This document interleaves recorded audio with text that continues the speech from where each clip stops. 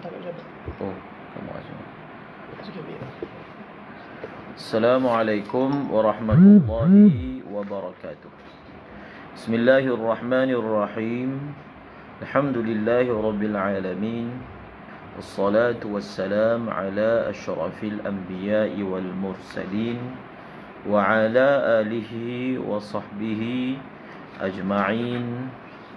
Wala hawla wala quwwata illa billahil aliyyil azim. Alhamdulillah, pada hari ini kita meneruskan lagi pengajian kita daripada kitab Fathul Mu'in dalam perkara iaitu perkara yang membatalkan puasa. Diulang semula quyud bagi perkara-perkara yang membatalkan puasa. Quyudnya dinyatakan seperti bahawasanya, pertama, masuknya ain. Quyud pertama apa? Kaid pertama, masuknya ain.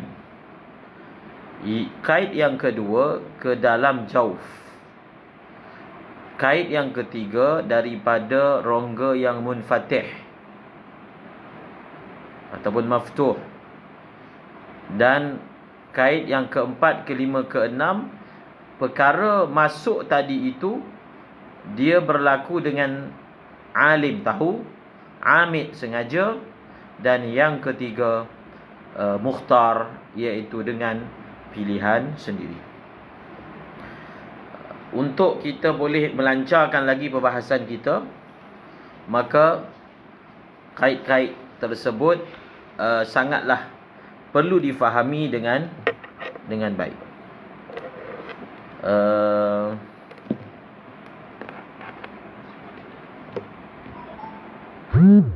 Suara kuat tak? Suara dengar kuat? Sebab dia jatuh benda tu kat bawah lubang dia. Tadi dia tegak nanti. Kalau suara kuat biar.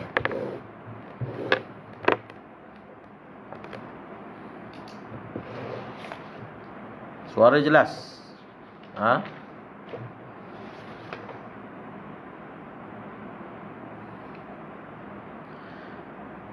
Sambung. Wa kharaja bil aini. Di situ. Wa kharaja bil aini al-atharu kawusuli at-ta'mi bil-dhawqi ila halqihi. Kaid yang pertama tadi kita dah sebut, iaitu yang masuk ke dalam rongga itu adalah ain. Jadi kalau yang masuk itu bukan ain, maka tidak batal puasa. Mudah saja dia punya muhtarazatnya. Wa kharaja bil aini, dan keluarlah dengan perkataan ataupun dengan kain ain, keluarlah apa dia? Al-athar. Al-athar, kesan. Al-athar maksudnya atharu tilkal ain. Dia bagi contoh apa? Dia bagi contoh kawusul, seperti yang sampai ke dalam rongga itu adalah ta'mun. Apa maksud ta'mun? Ta'mun maksudnya rasa. Kawusulit ta'mi, seperti sampainya rasa. Sampainya rasa daripada makanan tersebut. Bidzauqi, dengan sebab, ba tu ba sababiyah. Bidzauqi, dengan sebab zauq ataupun merasa makanan. Maksudnya beginilah, rasa makanan, merasai makanan. Makanan dia masuk dalam mulut, dia rasa, tapi ain tak masuk, tak melepasi halqum, maka tak batal lah puasa, tapi hukumnya makruh. Merasa makanan ketika bulan puasa, hukumnya adalah makruh. Ini yang dimaksudkan seperti sampainya rasa makanan. Dengan sebab zauq. Zauq ni maksudnya apa? Merasa makanan. Hukum merasa makanan ma'ruf dalam kitab memang sebut hukumnya adalah makruh. Sebab apa? Rasa makanan itu dipanggil athar, bukan ain. Rasa makanan, rasa yang ada pada makanan itu dipanggil athar, bukan dipanggil ain. Boleh faham? Maka daripada perkataan ain ini masuklah perbahasan berkaitan dengan apa? Berkaitan dengan dukhan. Berkaitan dengan apa? Berkaitan dengan dukhan. Dukhan tu maksudnya rokok. Berkaitan dengan rokok. Saya baca dulu daripada Hasyiah I'anatul Talibin yang beliau petik daripada Al-Bujairimi. Nanti kita akan susuli, kita akan baca daripada kitab Umdatul Mufti wal Mustafti masalah rokok. Wa amma ad-dukhanul hadithul an al-musamma bin natan la'anallahu man ahdathahu fa innahu minal bid'il qabihah.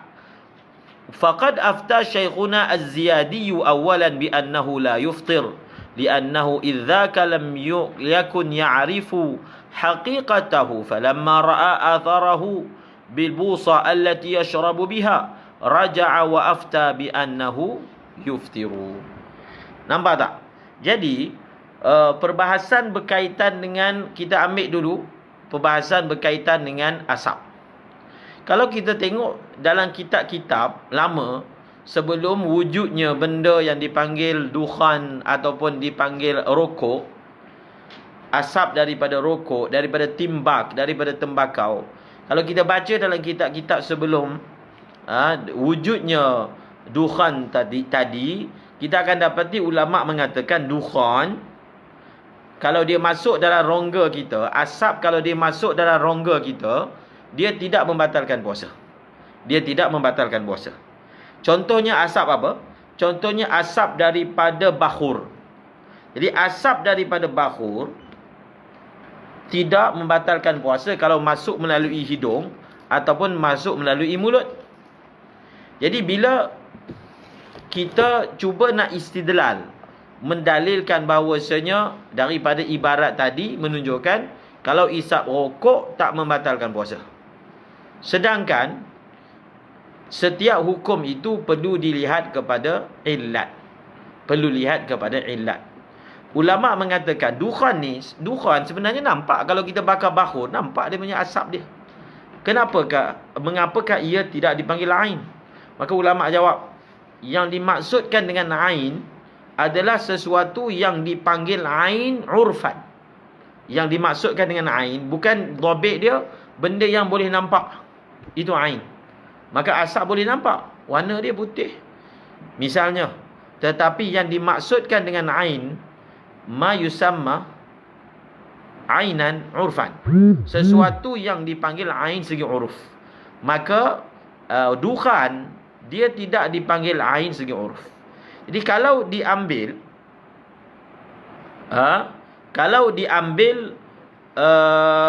dalam ibarat masalah ni dikiaskan dengan rokok, maka dihukum tak batal. Sebab itu pengarang kitab Bujairimi mengatakan guru beliau iaitu Az-Ziyadi pada peringkat permulaan memfatwakan bahawasanya dukhan tidak membatalkan puasa. Maksudnya menghisap rokok, sama ada dia pakai rokok ke, dia pakai shisha ke, tidak membatalkan puasa. Kemudian beliau tarik balik setelah beliau mengetahui hakikat. Nampak? Di sini bukan masalah ijtihad. Di sini masalah memahami benda tersebut. Mungkin pada waktu fatwa yang mula-mula dikeluarkan, beliau beranggapan asap rokok ni sama macam asap bakhur. Lalu bila sama, hukum sama. Tapi bila diamati, bila diteliti, memang ada ainnya, jelaganya yang dapat zahir, melekat. Maka menunjukkan bahawasanya bersama dengan asap tu ada ain. Jadi kalaulah bersama dengan asap itu ada ain, maka hukumnya apa? Hukumnya ain. Maka difatwakan bahawasanya menghisap dukhan ataupun timbak itu hukumnya adalah apa? Adalah membatalkan puasa. Okey. Itu yang pertama, ibarat daripada mana? Al-Bujairimi, tapi baca daripada Hasyiah I'anatul Talibin. Ibarat yang kedua tentang masalah menghisap tembakau ni membatalkan puasa, sama, kitab yang sama yang kita selalu petik, iaitu Umdatul Mufti wal Mustafti, kitab yang sangat bagus, cetakan Darul Minhaj, 2 jilid, dikarang oleh ulama Yaman, Al-Murawa'ah. Ada fatwa pada muka surat 275, perbahasan 275. 275 di bawah tajuk Syurbut Timbak Ad-Dukhan Yubtilu Saumah. Tajuk dia apa? Tajuk dah menunjukkan apa yang beliau ingin natijahkan. Beliau natijahkan, tajuknya berbunyi Syurbut Timbak Ad-Dukhan Yubtilu Saumah. Menghisap rokok boleh membatalkan puasa. Cuba kita tengok. Yabtulu as-sawmu bi syurbi timbaki naharan kama afta bidzalika al-allamatu Ishaq bin Muhammadin Jam'ana qala li'annahu yatarakamu fayatawalladu minhu 'ainun mudrakah fil hissi qala wa afta bihi 'allamatu zamani Ibrahim bin Muhammad Jam'an wa qala shaykhuna al-muallif fi nashr al-a'lam 'ala al-bayan wal-i'lam wa hadha alladhi yanbaghi al-jazm bihi wa ilayhi mala ibn Qasim fi sharh al-ghayah واعتمده القليوبي وأفتى به الزيادي آخرا وقال الباجوري من العين الدخان المشهور وهو المسمى بالنتن فيفطر به صائم لأن له أثرا يحس كما يشاهد في باطن العود ونحوه في البجيرمي. Jadi dari khulasahnya, ulama-ulama yang memfatwakan bahawasanya dukhan, isap rokok itu membatalkan puasa, nama-nama tadi telah dipetik. Imam Baijuri ada sebut, Ibnu Qasim dalam syarah Matan Ghayah ada sebut, Qalyubi juga ada sebut, Ziyadi juga ada sebut, dan ulama Zabid Ishaq bin Muhammad Jam'an juga ada menyebut, dan ramai lagi ulama yang menyebut bahawasanya hukumnya adalah membatalkan puasa. Kemudian beliau sebut lagi, wa qala Abdul Bar Al-Misri ba'da an dzakara kalam al-ashab inna ad-dukhan la yuftir. Sebab itu berlaku kekeliruan dengan mengambil ibarat mutaqaddimin dengan mutaakhirin, ataupun mutaakhirin yang belum mengetahui hakikat dukhan tersebut, lalu mengkiaskan dengan dukhan biasa, asap biasa. Maka beliau kata, wa amma ad-dukhanul hadisul an al-musamma bin natan. Bin natan pula, bitatan. Adapun asap ataupun rokok yang baru ada sekarang ini, maka fa innahu minal bid'il qabihah.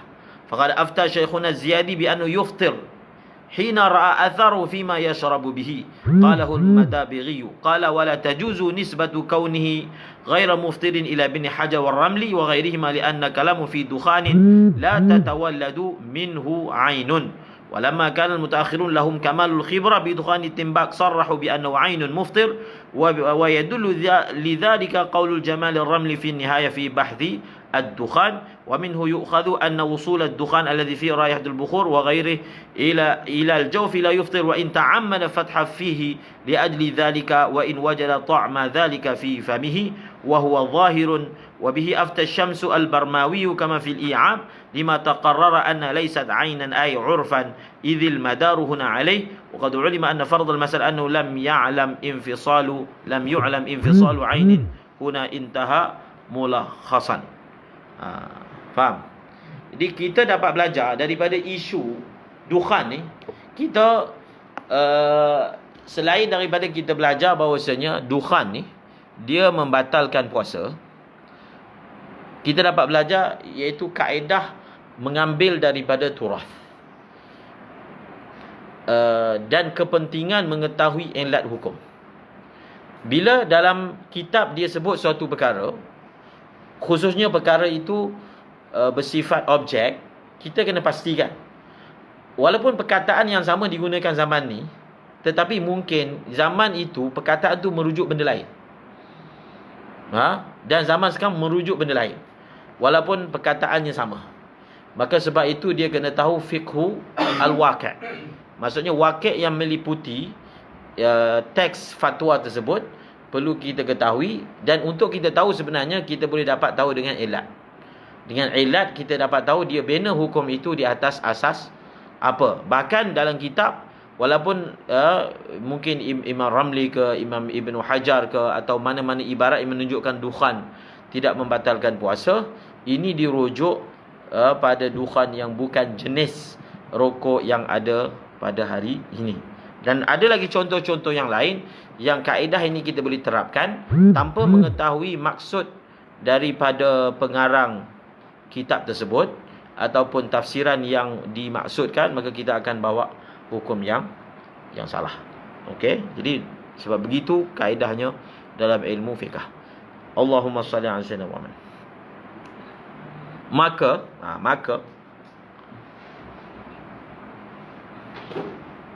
termasuklah perbahasan berkaitan dengan gas. Masuk perbahasan berkaitan dengan gas yang masuk dalam mulut, masuk dalam rongga. Termasuk juga perbahasan berkaitan dengan inhaler. Semalam saya ada sebut Dr. Ali Jumaah ketika ditanya soalan, tapi ketika ditanya tu pada saya pun tak pastilah fatwa tu tahun bila. Fatwa itu pun bukan fatwa bertulis. Mana beliau ditanya dalam satu sesi soal jawab, maka beliau menghukumnya sebagai menggantung hukum. Sekiranya ada ain, sekiranya dia itu ain ataupun dia bukan ain. Jadi nampak tak? Masalah inhaler itu dibina atas masalah pertama, adakah dia itu ain ataupun bukan ain. Itu yang pertama. Yang kedua, kalau dia ain, kalau memang dia ain, adakah dia masuk ke dalam rongga ataupun tidak masuk ke dalam rongga yang membatalkan. Kalau kita kata dia tu bukan ain, maka masuk ataupun tak masuk. Sebab gas yang tak nampak ni, hukumnya itu bukan seperti ain. Jadi kalau orang itu dia hidu gas yang tak nampak masuk dalam diri dia, maka dia tidak dikira ain yang masuk dalam dirinya. Okay, itu nanti kita akan bahaskan, dan kita pun maklum ada fatwa-fatwa pun yang telah dikeluarkan tentang masalah benda ni. Kemudian wa kharaja biman marra al-amidu al-alimu al-mukhtar an-nasi lis-shaum wal jahilul ma'dzuru bi tahrimi isali syai'in ila al-batin wa bi kaunihi muftiran wal mukrahu fala yuftiru kullu minhum bidukhuli 'ainin jawfahu wa in kathura ukluhu. Tengok, wa kharaja biman marrah, dan keluarlah dengan orang yang telah lalu sebutannya. Wa kharaja biman marrah, keluarlah dengan man marrah. Tengok perkataan man marrah sebelum ni. Jumpa tak perkataan man marrah sebelum ni? Jaufi man marrah. Man marrah tu maksudnya apa? Amid, alim, mukhtar. Ingat tak kait nombor 4, nombor 5, nombor 6. Kait nombor 4, nombor 5, nombor 6 yang membatalkan puasa. Kait pertama wusulu ain, yang kedua jaufan, yang ketiga melalui jauf yang maftuh, yang keempat alim, yang kelima amid, yang keenam mukhtar. Maka keluarlah dengan man marrah, maksudnya keluarlah dengan perkataan bahawasanya yang batal puasa itu kalau dia berlaku kepada orang yang alim yang pertama, orang yang amid yang pertama, kemudian orang itu alim dan orang itu mukhtar.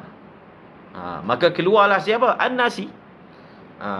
An-nasi ni dia keluar daripada kait amid. Dia keluar daripada kait amid. Orang yang lupa lis-shaumi, dia lupa dia sedang puasa. Dan wal jahilu, dan keluarlah orang yang jahil. Orang yang jahil ini dia telah keluar dengan kait al-alim. Dia telah keluar dengan kait al-alim. Tengok dalam kitab ni dia sebut al-jahil al-ma'dzur. Ini kita tak nak ulang dah, sebut dah sebelum ni. Jahil yang dimaksudkan ialah al-jahil al-ma'dzur, bukan mutlak. Bukan asalkan tak tahu maka bas tak memudaratkan, tak. Jahil ada dua. Satu al-jahil ma'dzur, yang kedua al-jahil ghairu ma'zur. Jadi jahil yang dimaksudkan di sini adalah al-jahil al-ma'dzur. Orang yang tak tahu, orang itu dia jahil. Dia tak tahu apa? Dia tak tahu apa? Dia tidak tahu tahrimi isali syai'in ilal batin. Dia tidak mengetahui bahawasanya haramnya memasukkan sesuatu ke dalam batin. Maksudnya masa bulan puasa, dia tak tahu bahawasanya bulan puasa ni tak boleh masukkan sesuatu ke dalam batin, ke dalam jawf. Itu pun dia tidak tahu. Okey? Wa bikaunihi muftiran. Wa bikaunihi muftiran.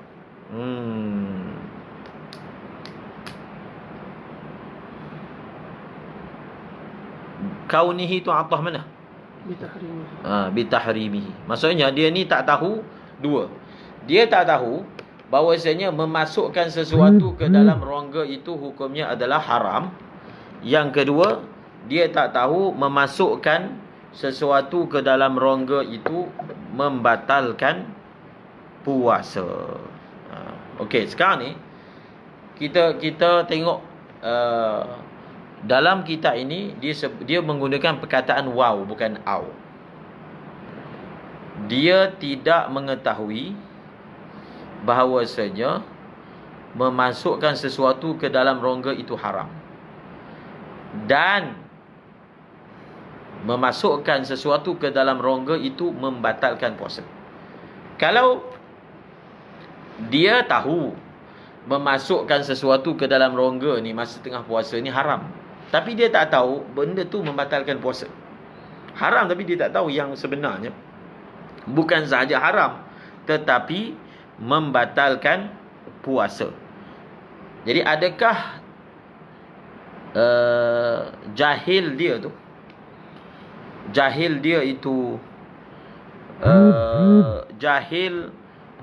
itu dimaafkan?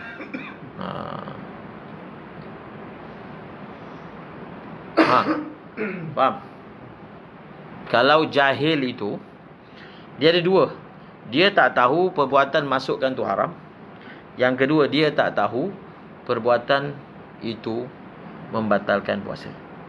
Kalau dia tahu benda ini batal puasa tapi dia tak tahu benda itu haram, itu jelaslah hukum.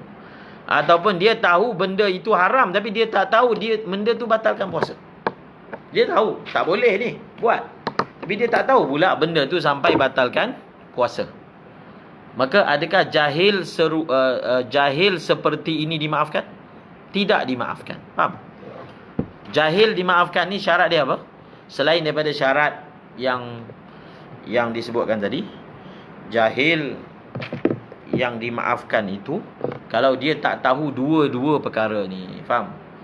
Kalau dia tak tahu dua-dua perkara ini. Bukan waw ma'iyah, waw ataf. Waw ataf makna bukan lil ma'iyah.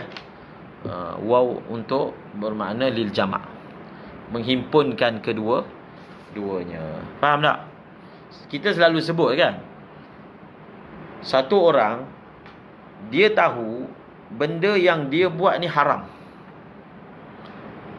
tapi dia tak tahu di samping haram ada dendanya. Dia tak tahu tu. Adakah dia akan kena denda? Tetap dia kena denda. Keadaan dia tak tahu benda tu kena denda tidaklah menggugurkan denda tersebut.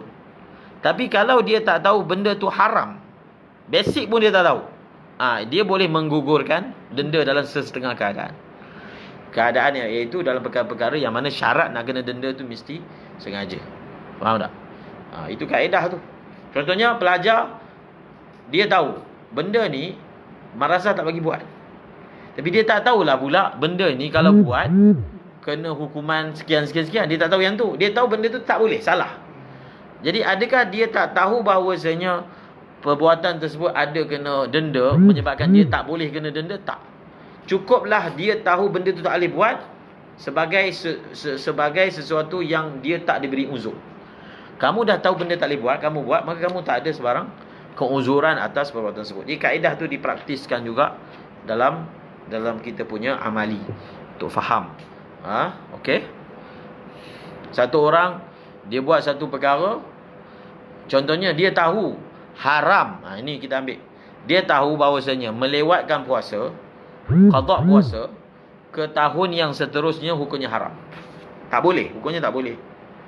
Tetapi dia tak tahu bahawasanya dalam mazhab Imam Syafi'i, melewatkan qada puasa menyebabkan kena bayar fidyah. Dia tak tahu. Yang kena bayar fidyah tu dia tidak tahu.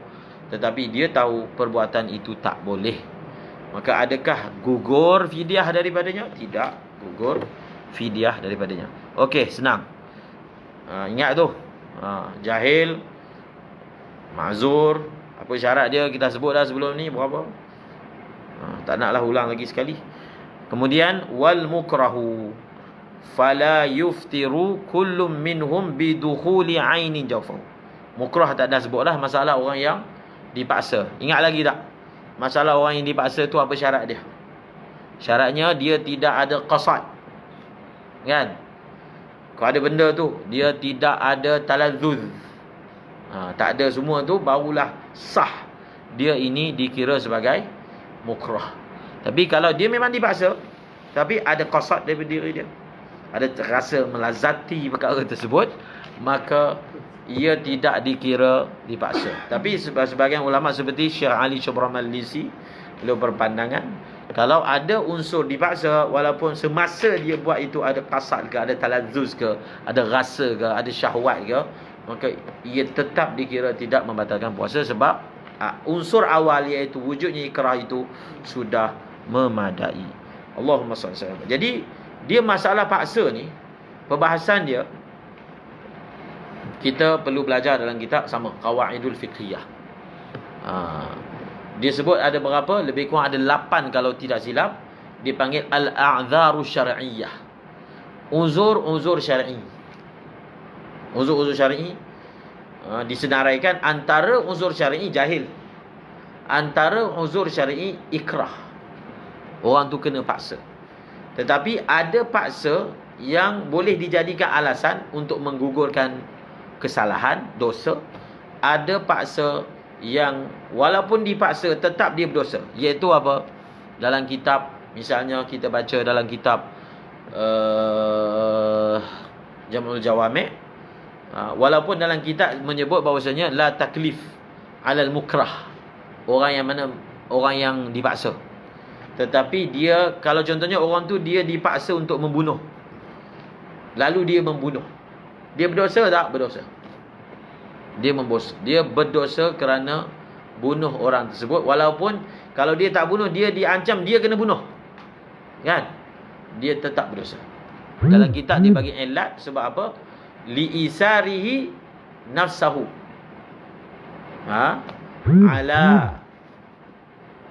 ala nafsi ghairihi.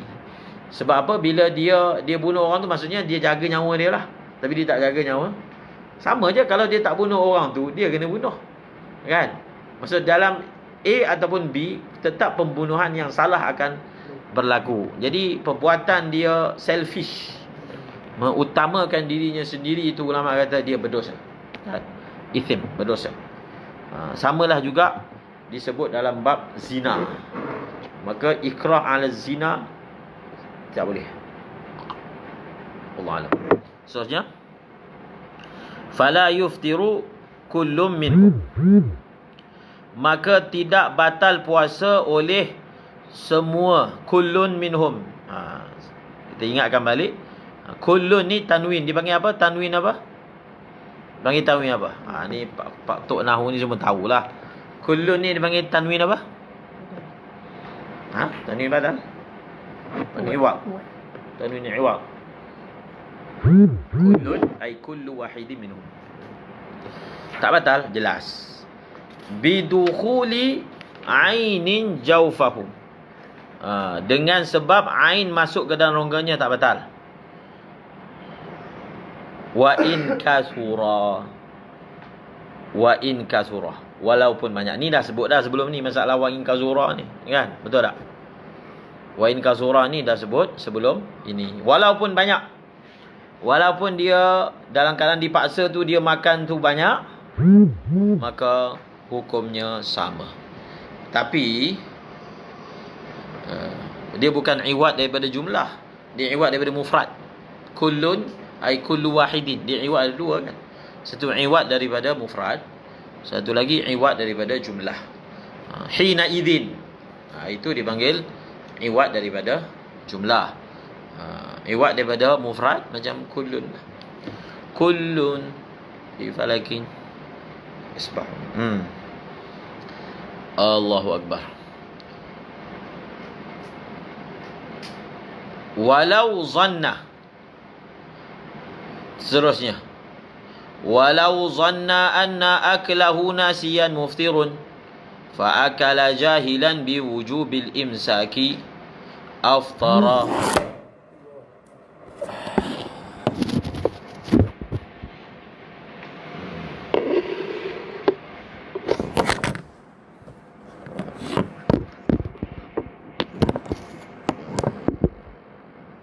Okey.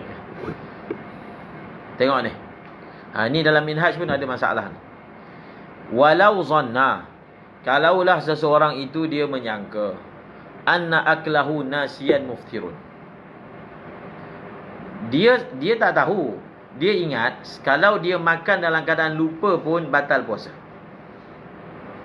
Lalu dia makan dalam keadaan lupa. Oh, dia gelabah. Dia kata batal puasa aku ni.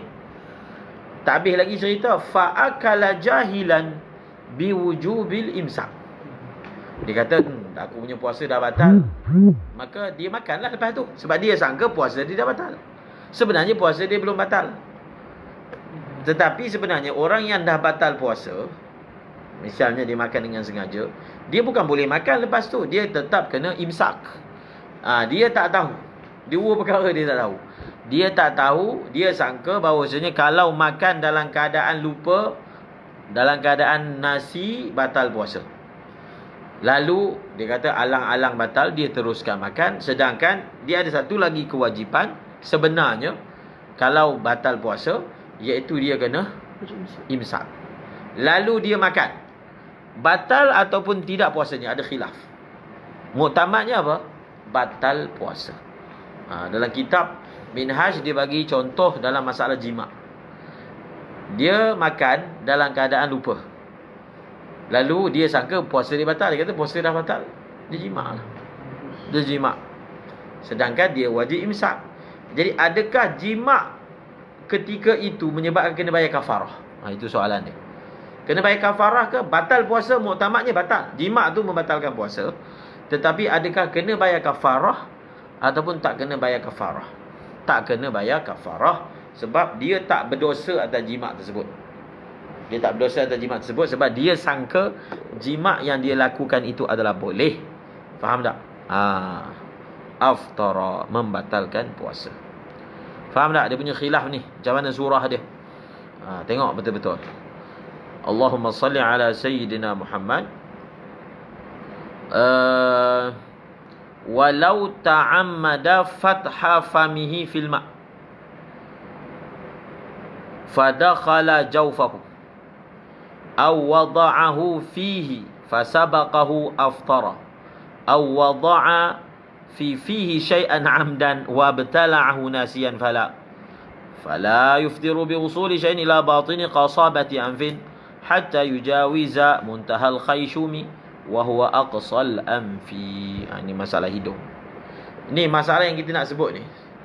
Ingat, kita mulakan perbahasannya dengan suatu kaedah yang ma'ruf dalam fiqh. Dipanggil ma yatawalladu min ma'dhunin fahuwa ma'dhun. Apa dia kaedah dia? Ma yatawalladu min ma'dhun fahuwa ma'dhun. Wa ma yatawalladu min ghairi ma'dun fa huwa ghairu ma'dun. Okey. Kita juga akan baca daripada kitab Bughyah tentang ada kaitan juga dengan masalah ni. Dia masalah ginilah. Macam mana masalah dia? Walau ta'ammada fatha famihi fil ma'. Satu orang dia sengaja buka mulut dia dalam air. Kepala dalam air, dia buka mulut. Itu maksud dia. Walau ta'ammada fatha famihi fil ma' fadakhala jawfahu ay fadakhala al-ma'u jawfahu. Dia sengaja buka mulut dia dalam air, lalu air itu masuk. Air itu masuk tak sengaja, tapi buka mulut tu sengaja. Batal ataupun tidak puasa dia? Maka jawapan dia batal puasa. Sebab apa? Taksir. Sebab itu nanti kita akan baca, kalau satu orang dia tahu perbuatan yang dia buat tu boleh menyebabkan sesuatu masuk dalam rongga dia yang tak dimaafkan. Dia buat. Dia buat tu sengaja, tapi benda tu masuk tak sengaja. Batal. Sebab apa? Kita kira dia telah taksir dengan mengadakan sebab. Yang sebab itu secara ghalibnya boleh masukkan. Nanti akan masuklah masalah orang yang menyelam ke dan seumpamanya. Okey? Faham tak kaedah tu? Aw wada'ahu fihi. Aw wada'ahu ay wada'al ma' fi famihi. Salah tu. Aw wada'ahu fihi ay fi famihi. Fasabaqahu aftara. Dia ambil air, dia masuk mulut dia. Dia kemam. Tiba-tiba air tu masuk secara tak sengaja, dia tertelan, dia masuk. Kemudian dia terkhayal tertidur kan. Air masuk, batal puasa. Jadi air tu masuk tak sengaja, sabak. Tetapi tu dia salah tu dari segi taksir dia buat benda tu. Jadi siapa suruh kamu buat yang tu? Jadi taksir dia itu menyebabkan dia tidak dimaafkan. Dua contoh ni yang kita akan ambil masalah lain nanti, yang lebih menarik lagi. Okey. Saya baca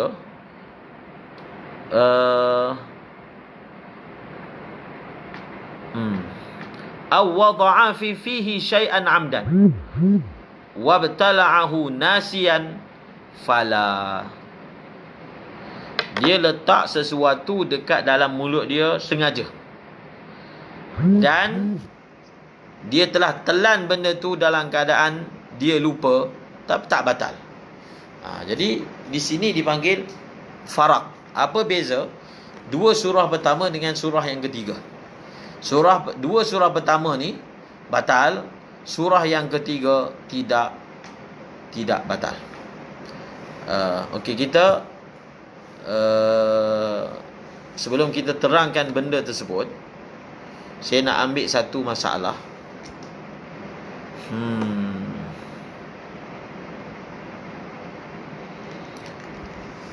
Yang ulama yang kita dah belajar daripada kitab Matan Safinatun Najah. Masalah apa? Ghubar. Kan? Daripada Safinatun Najah dah belajar dah. Kalau ghubar ataupun gharbalatu daqiq. Dua masalah ni daripada Safinah dah bagi tambih. Tak batal puasa. Satu orang debu masuk dalam mulut dia, dalam hidung dia, tak batal puasa. Ataupun gharbalatu daqiq, dia buat kerja kisar gandum.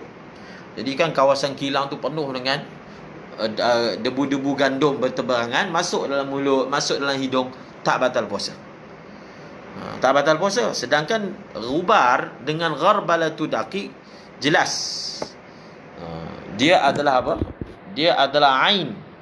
Tetapi kenapa tak batal? Faham? Maka kalau kita cek dalam kitab, dia sebut ilat dia masyaqqah. Dia sebut apa? Masyaqqatu al-ihtiras. Di sini pun ada. Wa kaunul wasil biqazif falau wasala jawfahu dhubab au ba'udah au ghubarut tariq wa gharbalatu ad-daqiq wa gharbalatu ad-daqiq. Kalaulah dalam dia punya jauf dia, rongga dia masuk lalat,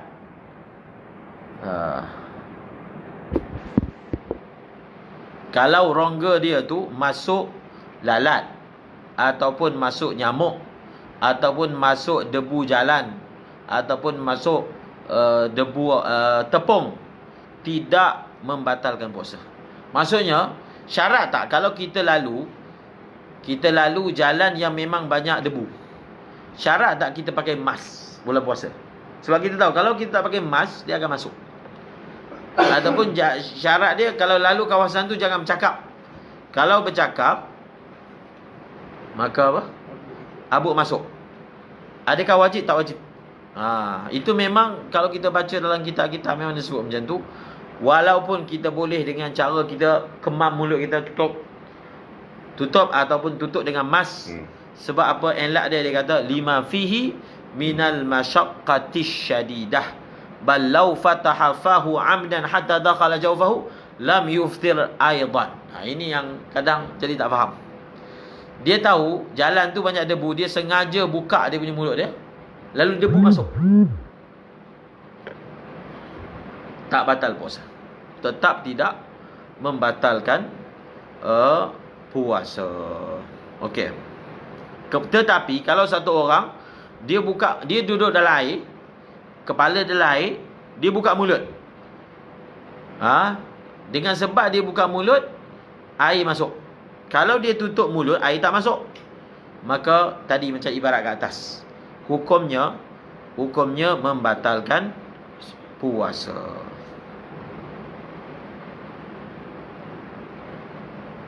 Faham? Ada tak faham? Okey. Dia mungkin kat depan ada perbahasan masalah mandi. Masalah mandi, kumur-kumur. Ada tak kat depan? InsyaAllah ada. Ada kat depan tu. Mandi junub. Ada tu. Masalah kalau satu orang dia kumur-kumur dengan mubalarah, lalu air termasuk, batal puasa. Tak mubalarah, air termasuk, tak, itu kita akan sebutkan kelak insya-Allah dalam perbahasan. Okey. Allahumma salli ala Sayyidina Muhammad.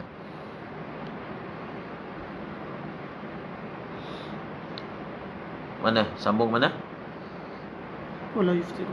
Wala yuftiru. Sambung situ kan? Wala yuftiru biwusuli syai'in ila batini qasabati anfi. Okey. Allahu Akbar.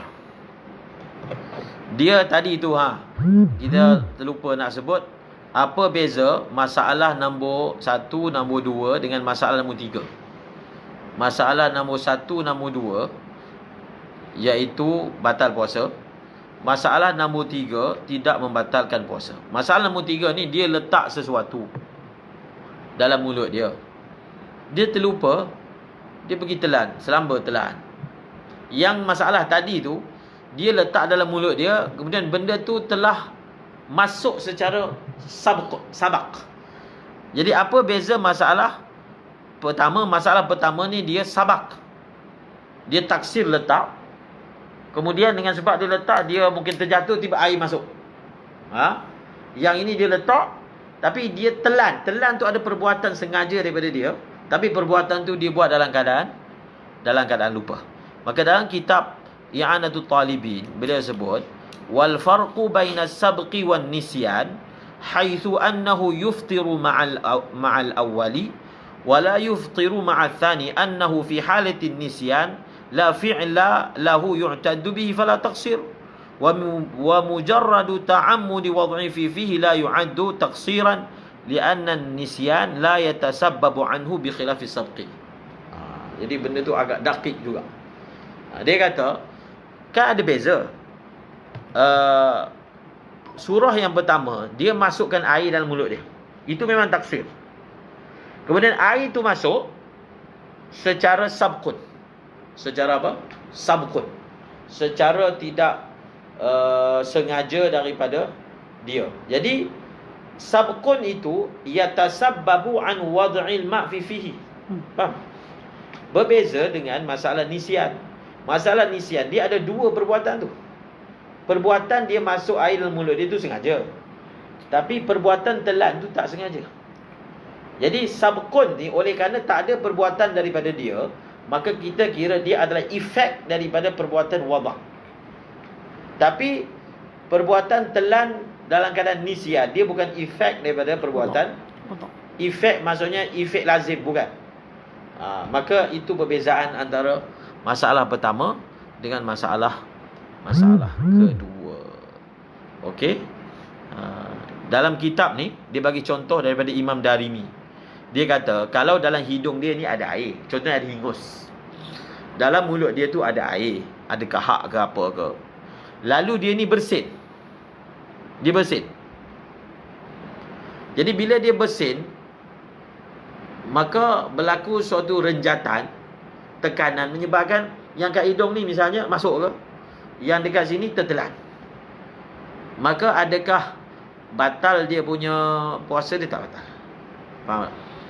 Puasa dalam keadaan ni tidak batal puasa dia. Okey? Dia masalah sabkun nanti kita akan tengok lagi dalam masalah kumur-kumur. Dalam masalah apa? Kumur-kumur. Dia ada berapa pecahan dia? Nanti saya bagi dulu pecahan dia. Satu orang air termasuk dalam rongga dia kerana apa? Kerana dia mubalarah dalam wudu. Dalam kumur-kumur. Air termasuk dalam rongga dia dalam keadaan dia tidak mubalarah dalam apa? Wudu. Air termasuk dalam rongga dia dalam keadaan dia mubalarah dalam menyuci rongga dia yang ada najis. Itu semua akan ada perbahasan dia. Satu orang mandi. Dia mandi biasa, air termasuk dalam telinga. Dia mandi junub, air termasuk dalam telinga. Itu semua ada tafsir beza. Itu sebenarnya lanjutan daripada apa? Kaedah tadi tu. Ma yatawalladu min ma'zunin fahuwa ma'zun. Okey, sekarang ni ibarat seterusnya wala yuftiru biwusuli syai'in. Tidak batal puasa dengan masuknya sesuatu ke dalam batin. Qasabah. Qasabah ni batang hidung. Ini masalah ni sebenarnya kita selesaikan dengan tahu border zahir, border batin.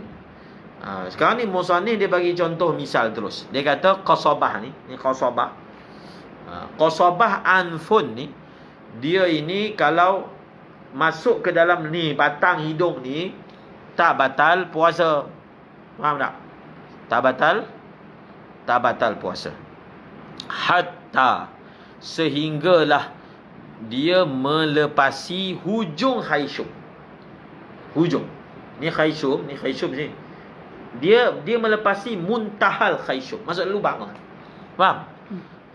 Kalau dia sampai ke masuk dalam lubang, maksudnya muntahal khayshum belum lagi batal puasa. Faham? Yujawis. Sehingga dia melintasi. Maksudnya masuk dalam lubang. Baru dipanggil rongga. Ini semua dipanggil, memanglah rongga, tapi dipanggil rongga zahir. Yang betul-betul rongga batin, ni hidung ni. Jadi korek hidung tidak membatalkan puasa, InsyaAllah. Kalau korek pakai jari. Kalau dikorek pakai cotton bud ke, bolehlah, ada potensi lah untuk membatalkan puasa. Jadi pastikan tahu border dia hidung ni macam mana. Ni ibarat ni boleh membantu untuk memahamkan masalah tersebut. Okey, sekarang ni kita akan masuk pada perbahasan berkaitan dengan air liur. Adakah telan air liur ni batal puasa ataupun tidak batal puasa? Wala yuftiru. Jumpa tak? Berani untuk hingus boleh. Hingus boleh. Maksudnya kalau dia sedut batal puasa.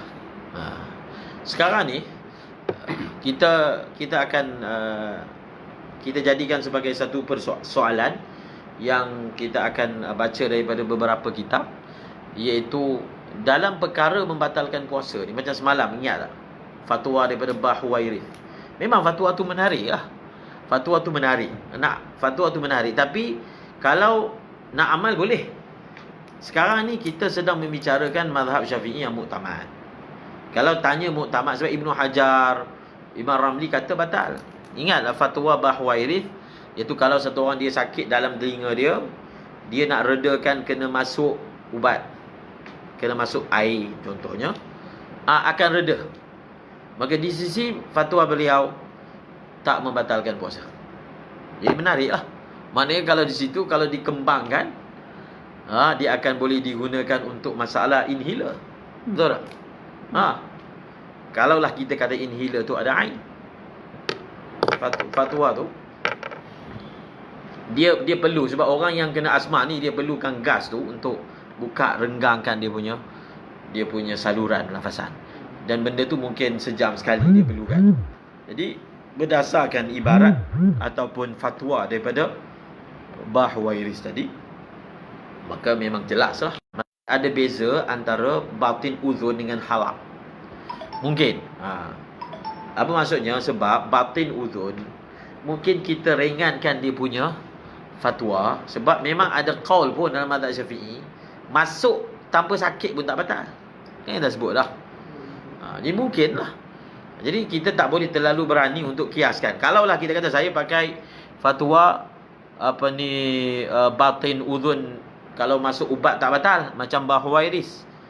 Kalau nak ambil boleh, tapi ambil setakat batin uzun.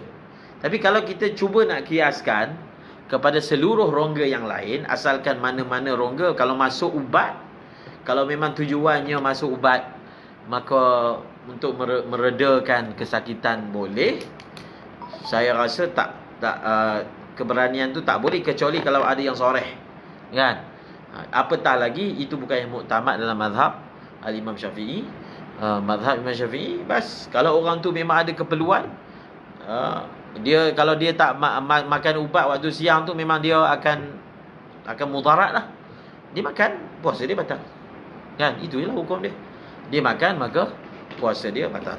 Okey, kita tengok masalah air liur. Wala yuftiru biriqin. Wala yuftiru apa? Biriqin tahirin. Sarf ke sirf? Sirf. Sirf. Sirf seurdu. Seurdu tu sama bahasa Arab lah. Sirf. Sirf आपके लिए किसी को मत बताओ. Sirf. Jadi dalam bahasa Arabnya sirf juga. Semata-mata kan. Khalis. Wala yuftiru biriqin tahirin sirfin ay khalisin ibtala'u min ma'dinihi wa huwa jami'ul fami walau ba'da jam'ihi 'ala al-asad khilaf wa in kana binahwi mustaka. Amma law ibtala'a riqan ijtama'a bila fi'lin fala yadurru qat'an wa kharaja. Ini masalah air liur. Kita masuk tajuk dia, masalah adakah telan air liur membatalkan puasa ataupun tidak. Semalam saya dah bagi tahu dah. Kita dah terangkan apakah quyut. Apakah quyut telan air liur itu batal puasa ataupun tak batal puasa. Okey? Tengok. Ini tak batal puasa lah ni musannif sebut. Tidak batal oleh puasa dengan menelan dengan air liur. Tengok kait pertama apa? Tahir. Kait yang pertama tahir. Kait yang kedua sirf. Sirf itu maksudnya khalis. Kait yang ketiga min ma'dinihi. Faham? 3 kait. Telan air liur tak batal puasa dengan 3 kait. Pertama, air liur itu hendaklah suci, bukan mutanajis. Yang kedua, air liur itu hendaklah khalis, maksudnya tak bercampur dengan benda asing. Benda asing seperti sisa makanan, biji cili dan seumpamanya. Okey? Ibtala'ahu min ma'dinihi, daripada ma'dinnya. Dia dalam kitab dia sebut ma'din. Maka syurah dia berbeza pandangan dalam tafsirkan. Apa maksud ma'din? Ma'din riq. Apa maksud ma'din bagi riq? Dalam kitab Fathul Mu'in dia telah membawa. Maksud ma'din kepada riq ni adalah jami'ul fani. Air liur yang datang daripada mulut ni, semua yang dalam mulut ni, maka air liur ni dikira keluar daripada ma'dinnya. Kalau air liur yang daripada mulut ni dia telan, tak batal puasa. Okey?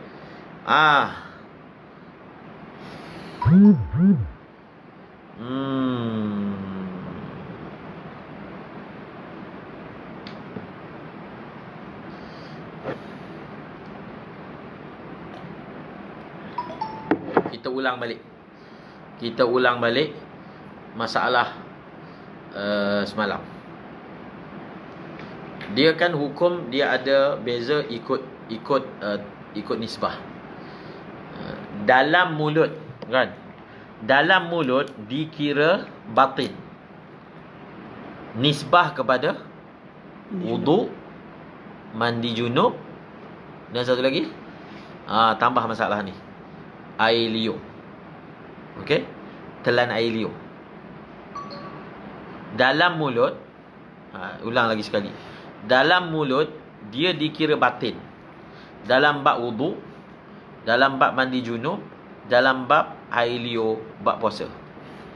Sebab itu kalau air liur dalam mulut dia telan ke dalam halkum, itu dikira batin ke batin. Dikira apa?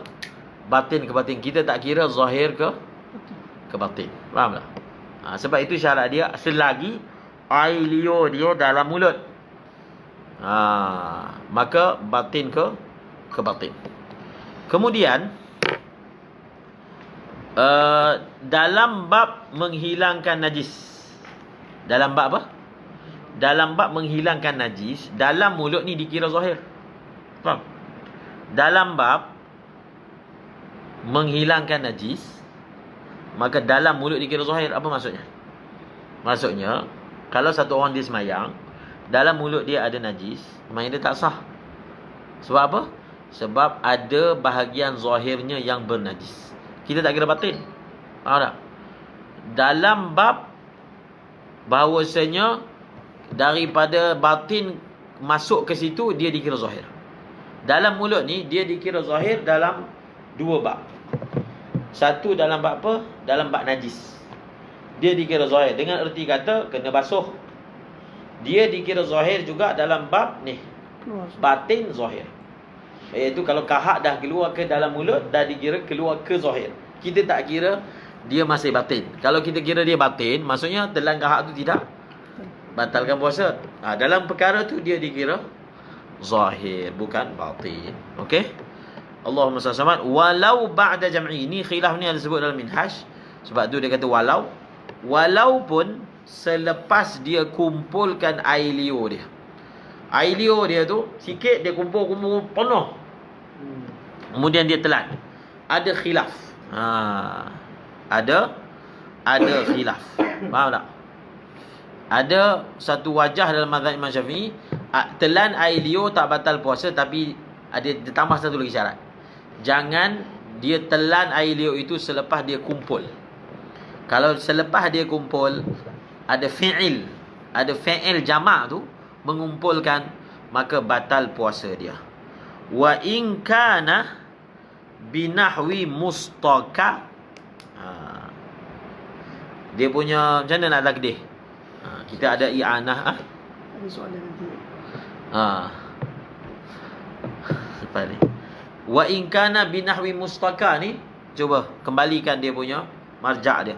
Wa in kana ni, wa in kana jam'uhu hasilan bi wasitati mustaka. Faham?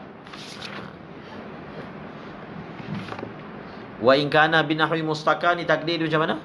Wa in kana jam'uhu ay jam'ur riqi hasilan bi nahwi ay biwasitati nahwi mustaka. Mustaka ni luban dah. Maksudnya air liur dia tu jadi banyak sebab dia kunyah mustaka. Apa dia? Mustaka ni macam luban. Macam Arab getah Arab tu lah. Dia panggil apa? Arabic gum. Arabic gum tu kalau yang tak ada rasa lah, kan makruh. Dia sebenarnya kalau kita kunyah sesuatu, dia akan menyebabkan air liur bertambah. Betul tak? Kita kunyah, jadi dia kunyah mustaka tu menyebabkan air liur dia bertambah. Dia punya ghayah kata tak batal, walaupun air liur yang dia terkumpul itu terhasil dengan sebab dia pergi kunyah mustaka, maka tetap tidak membatalkan puasa. Okey, itu ghayah dia. Amma lawi batala ariqan ijtama'a bila fi'in fala yadur qat'an, ay qaulun wahidun bila khilaf. Adapun kalau dia telan air liur yang terkumpul tanpa ada sebarang perbuatan daripada dia, maka tak ada khilaf lah, tak membatalkan puasa. Yang ada khilaf dalam mazhab Syafi'i yang telan air liur batal puasa ni, kalau air liur itu dia kumpul dengan perbuatannya. Kalau dia tak ada kumpul dengan perbuatannya, tidak membatalkan puasa. Okey, terus. Ni senang je. Wa kharaja bil tahiri al mutanajjisu binahwi dami lathati. Semalam siapa tanya ni? Darah gusi.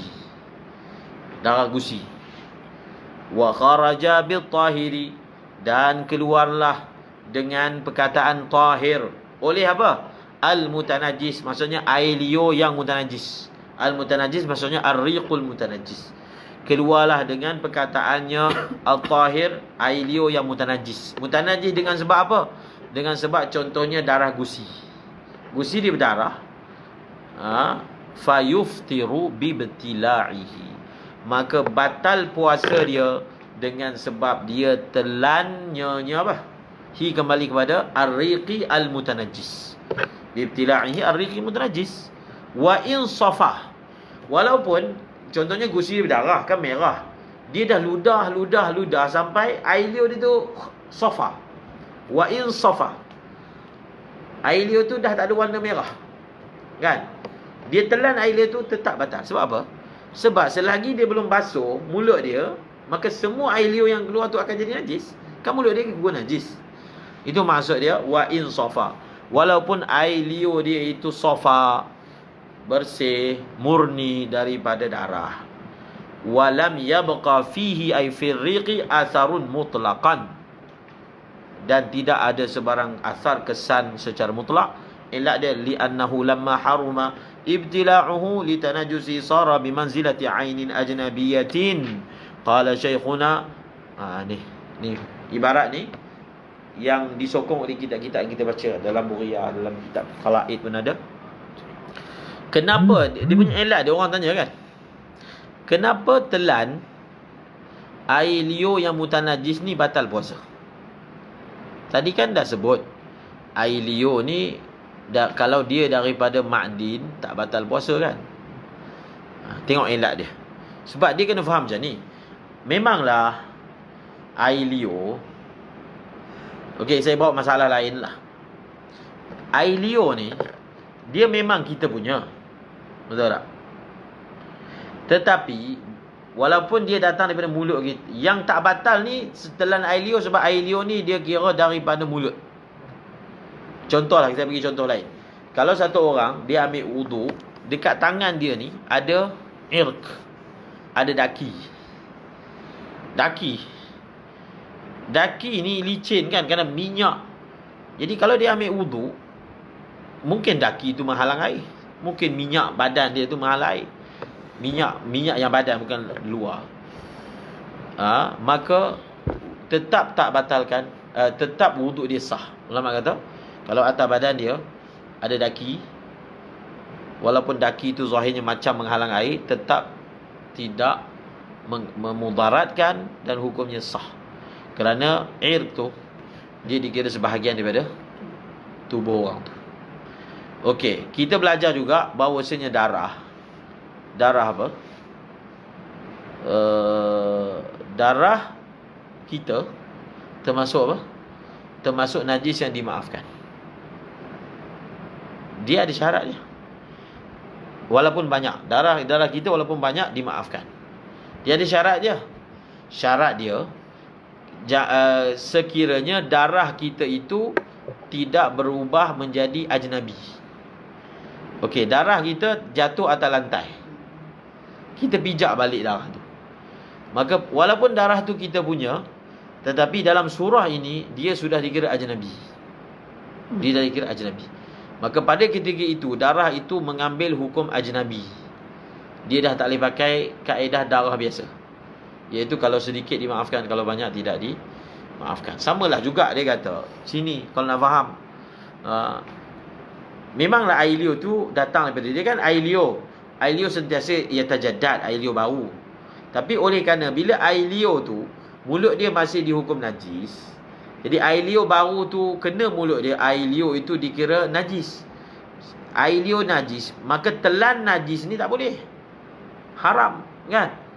Maka dia kata kat sini, wa li'annahu, elak dia, lamma haruma btila'u, oleh kerana dihukum haram telan air liur najis. Kan hukum haram. Maksudnya dalam keadaan tak puasa pun haram. Dalam keadaan orang tu dia tak puasa, telan air liur najis pun haram juga. Okey? Li tanajusihi, sebab apa haram? Li tanajusihi. Maka oleh kerana air liur itu dihukum haram telan, air liur itu walaupun datang daripada dalam, kita kira macam dia benda asing. Sebab dia dah ain mutanajisah, benda asing. Maka seperti mana dalam masalah lain, telan benda yang asing ni, ajnabi ni batalkan puasa, maka batallah juga puasa dalam masalah ini. Okey.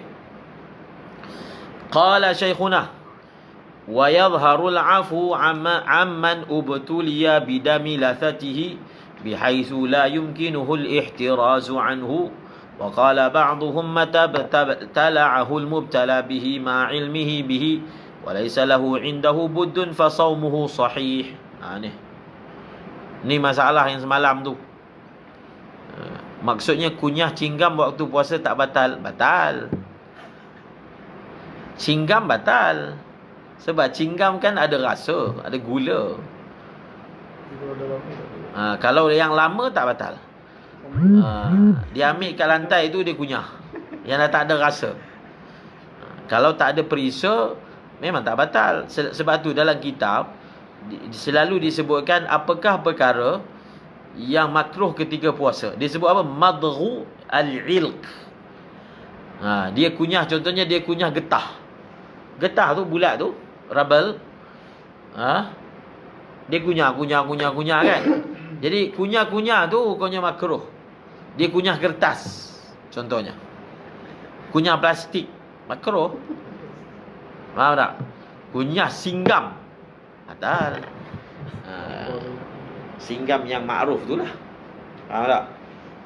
Senang je elak dia. Ulama pun sebut, yang mengatakan kunyah singgam, kunyah luban tu tak batal, dia ada kait tu, dengan syarat dia punya, sebab luban ni kalau kita kunyah lama-lama dia jadi keras, dia punya juzuk tu akan pecah dan dia boleh tertelan. Batal lah. Jadi kaedah dia tak ada benda yang mustasna pun. Dalam bab ni tak ada benda yang keluar dari kaedah. Kaedah masih konsisten. Kalau ada ain masuk, walaupun sedikit, walaupun kecil, dengan sengaja, dalam keadaan mampu untuk membuangnya, maka batal. Tak ada apa-apa berbeza. Betul tak? Okey. Ini masalah gusi berdarah. Ada dalam kitab Fathul Mu'in. Ada kitab dalam Fathul Mu'in. Dia kalau kat Yaman, Syekh Haidar, kalau pelajar tu ditanya soalan kan, sebenarnya benda tu akan disebut kat depan. Dia tanya, memang kena marah. Menunjukkan orang ni sebelum masuk kelas tak baca.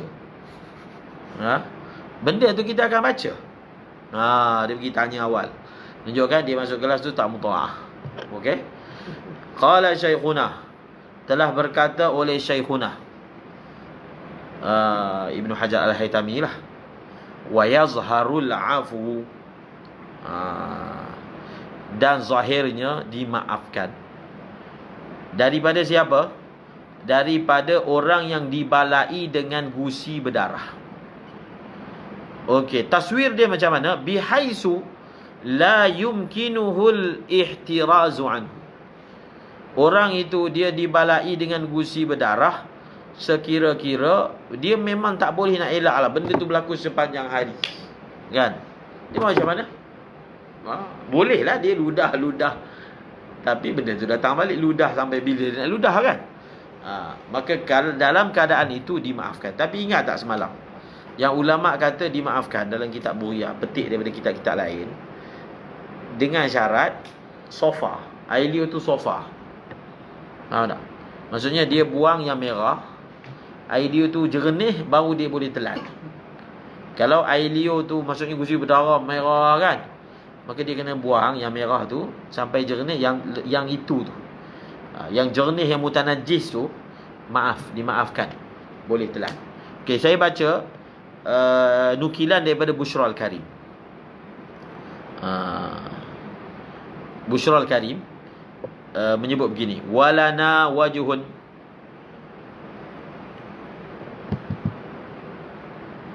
bil afwi anhu mutlaqan idza kana safiyan wa fi tanajjusir rikbihi ishkalun li'annahu najisun amma ikhtalata amma ikhtilatuhu bima'i'in wa ma kana kadhalika la yunajisu mulaqiyahu kama fi ad-dam 'ala al-lahm idza wudi'a fil ma'il mutabbakh fa inna ad-dama la yunajisul ma'. Ibarat ni, masa kita buat bahas masail kan, tentang masalah najis yang kena kuah, akhir sekali conclusion yang kita buat bahawasanya kuah tu kalau kena baju tak perlu basuh, tak kena. Sebab benda itu ma'ruf lah, masalah kuah kena daging, darah pada daging, dimaafkan pada makan, tidak dimaafkan pada pakaian. Tapi semasa perbahasan tu antara ibarat yang sangat kuat, iaitu bila benda tu dimaafkan, dia tu tak menajiskan pun.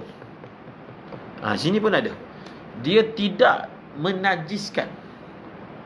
Benda tu bukan dia mutanajis yang dimaafkan, tak, bukan maksudnya kuah tu mutanajis.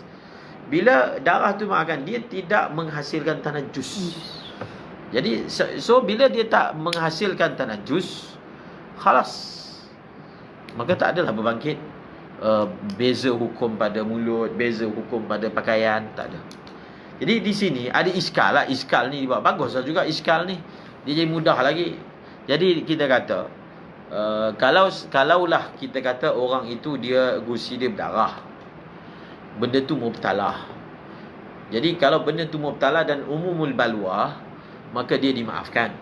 So bila dia dimaafkan, air liur dia tu kita tak kira mutanajis. Sebab bila dia dimaafkan, maka dia tidak menajiskan air liur. Itu pandangan daripada Bushra Al-Karim. Maka bila dia tidak menajiskan air liur, kita tak adalah sebut dia ini telan air liur yang mutanajis tapi dimaafkan. Bukan macam tu ayat dia. Dia telan dan tak batal. Air liur tu sendiri bukan mutanajis pun, walaupun memang kena najis, tapi najis itu tidak menajiskan. Tidak menajiskan. Jadi menarik juga perbahasan ni daripada ulama. Okey, saya baca lagi daripada Nihayatul Muhtaj. Walau ammad balwa syakhsin bidamyi lithati بحيث يجري دائما أو غالبا سومح بما يشغل الاحتراز عنه ويكفي بصقه ويعفى عن أثره ولا سبيل إلى تكفيله غسل جميع نهاره إذ الفرض أنه يجري دائما أو يترشع وربما إذا غسل الزاد جريانه وهو فقه ظاهر. Jadi menarik. Ini perkataan fiqh yang zahir. Sebab itu sebahagian ulama dia berani untuk keluar kan daripada, walaupun perbahasan ni mutaqaddimin tak sebut ni. Bahasan tentang damul lathah ni tak ada sebut. Tetapi bila kita amati, begitulah muqtadah kan. Benda tu kan umum balwa. Memang darah dia keluar sepanjang hari. Kalau kita paksa dia untuk cuci sepanjang waktu, bahkan dia kata kalau kita cuci takut dia darah tu makin banyak, maka sepatutnya kita hukum dimaafkan. Banyak surah-surah lain. So bila dimaafkan, dia juga dimaafkan dalam semayang. Orang ni dia semayang, jenis gusi berdarah, dia telan pun tak apa kan. Kalau benda yang payah tak boleh nak elak, maka dia telan pun tidak mengapa. Inilah fiqhun zahir. Bila ada masyakkah seperti itu zahirnya, maka dia dimaafkan. Saya baca dalam i'anah ni, dia kata masalah gusi berdarah ni dikiaskan. Kan semalam ada soalan tentang masalah buasir tu, boleh tak kias dengan masalah-masalah yang lain kan. Setakat yang kita baca, ini masalah ni, masalah gusi berdarah ni dijadikan makis, dikiaskan dengan masalah maq'adah mabsur. Memasukkan maq'adah mabsur, buasir, orang buasir punya lubang apa dia panggil apa? Buasir lah. Benda tu orang panggil buasir. Buasir dia tu dimasukkan, walaupun dia terpaksa masukkan jarinya, maka tidak batal. Wa qala ba'dhum, kita baca lagi. mata batala'ahul mubtala bihi ma'a ilmi bihi wa laisa lahu indahu buddun fa saumuhu sahih. Kalaulah satu orang dia telan, dia mubtala, dia tahu benda tu dan dia tak dapat elak daripada telan, maka dimaafkan.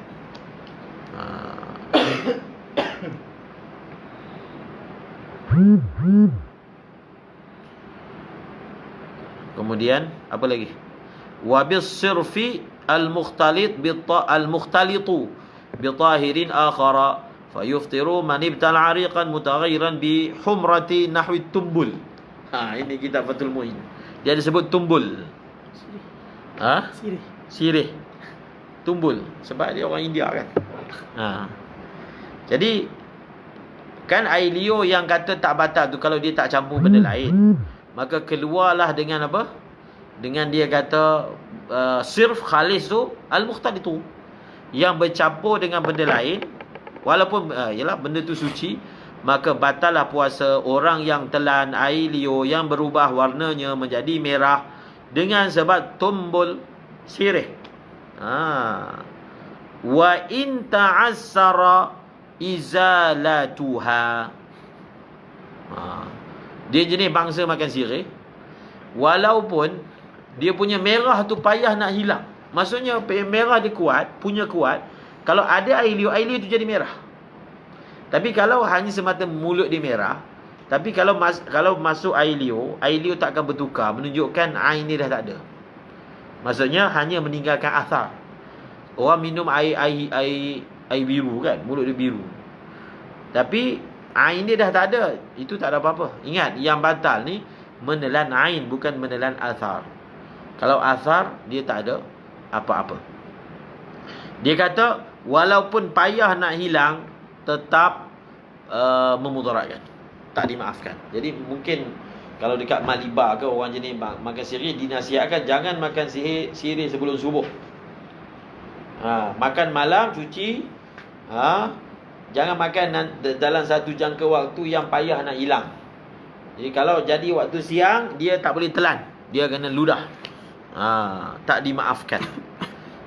Au bi sabri khaytin fatalahu bi famihi wa bi min ma'didihi ma idza kharaja min al-fami la ala lisanihi walau ila zahiri syafah thumma raddahu bi lisani wa abtalahu aw balla khaytan aw siwakan bi riqi aw bima'in faraddahu ila fami wa alayhi utubatun tanfasil wa abtala'aha fayuftir bi khilafi ma law lam yakun 'ala al-khayt ma yanfasilu li qillati aw li 'asri aw li jafafi fa innahu la yadur ka athari ma'il madmadah wa in amkana majhu li 'usri ihtirazi taharruzi 'anhu fala yukallafu tanshif al-fami 'anhu. Kita baca sampai situlah insya-Allah. Sikit lagi. Au bi sabri. Au bi sabri khaytin. Atah pada mana tu? Au bi sabri khaytin.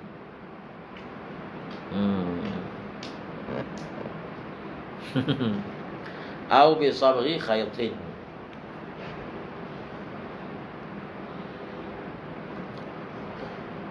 Dia inhaler tak boleh kias dengan maq'adah buasir. Makanan buasir tu kan, benda tu kan juzuk daripada tubuh dia. Darah ni pun benda yang datang daripada badan dia. Ini benda luar. Ini tu kan benda luar, asing, kita masukkan. Okey. Kita habiskan. Fayuftiru mani betala ariqan mutaghayyir bi humrah. Jadi bi sabri ni ataf kepada bi humrah. Barang siapa yang dia telan air liur dia yang berubah dengan sabr. Sabr ni apa?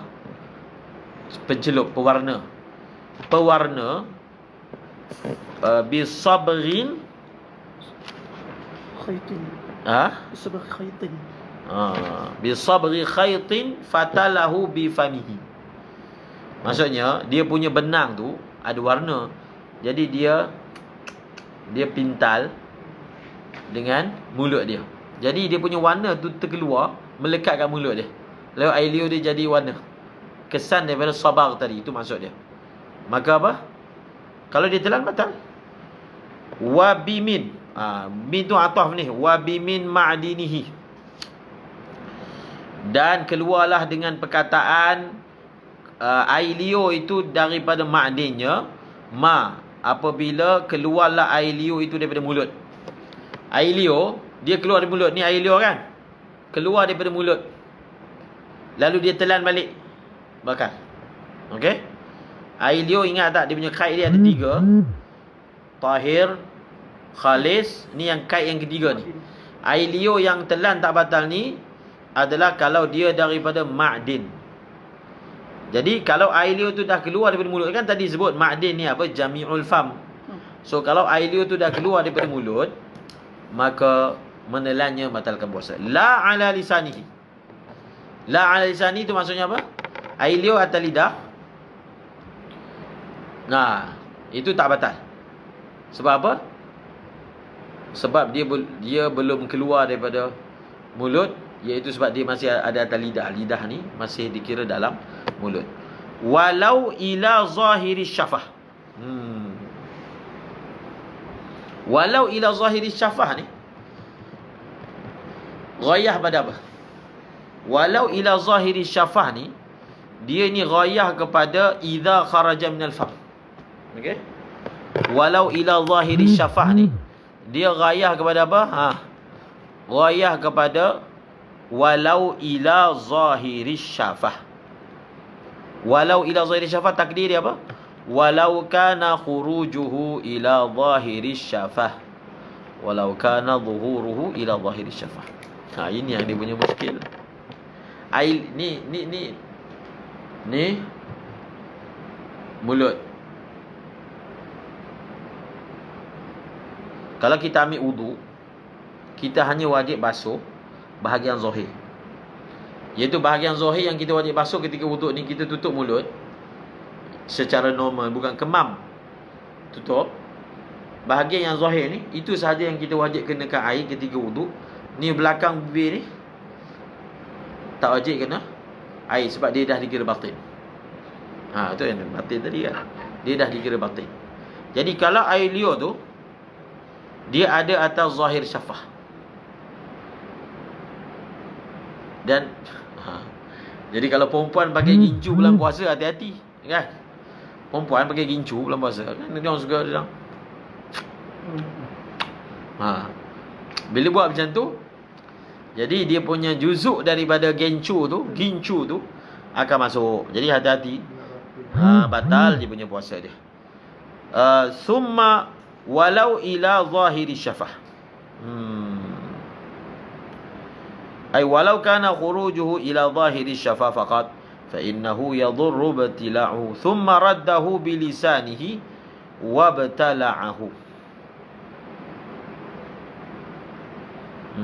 Summa raddahu bilisanihi. Jadi dia punya susunan ibarat tu agak macam tak jelas. Jadi kena betul-betul tu. Wa bimin ma'dinihi ma idza kharaja minal fam la ala lisani. Di kat situ kan. Keluar daripada mulut, bukan dia keluar atas lidah. Habis. Kemudian walau ni nampak dekat sangat, orang ingat nanti dia ghayah kepada ala lisani, bukan. Dia ghayah kepada idza kharaja minal fam walau ila zahiri syafah. Dia keluar walaupun dia keluar tu hanya atas bibir je. Faham? Summa, lepas dah keluar, raddahu bilisanihi. Dia ambil balik air liur tu, dia telan. Batal.